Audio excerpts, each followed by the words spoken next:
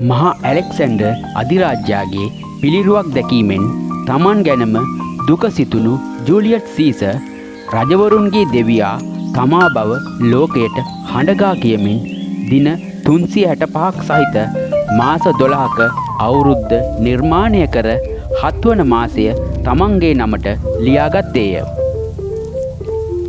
කහ පැහැ වර්ණයෙන් පරිසරය අලංකාර කරමින් ඇහැල මල් පිපෙන ජූලි මාසය උතුරු අර්ධගෝලයට ග්‍රීස්ම ඍතුවත් දකුණු අර්ධගෝලයට ශීත ඍතුවත් රැගෙන එයි.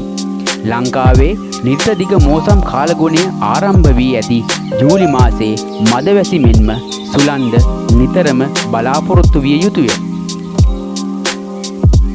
ශාසන ඉතිහාසයේ වැදගත් සිදුවීම් ගණනාවක් සිදු වී ඇති ඇසළ පොහොය යෙදෙන්නේ ජූලි මාසයටය.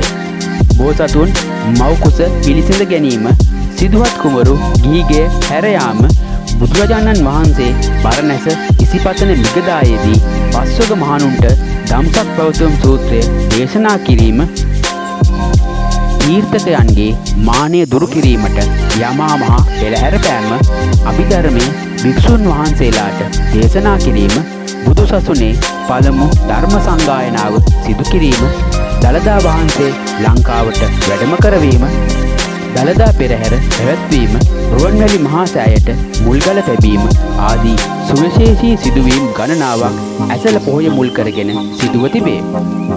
ජූලියස් සීසර්ගේ නමින් නම් කර ඇති ජූලි මාසය ඉංග්‍රීසි බසින් ජුලයි ලෙසද, සිංහල මාස ක්‍රමය අනුව ඇසළ ලෙසද, දෙමළ බසින් ආණ්ඩි ලෙසද හැඳින්වේ. ජූලි මාසයේ ඇසළ පොහොය මුල් කරගෙන මහනුවර දළදා පෙරහැරද, කතරගම පෙරහැරද පැවැත්වේ.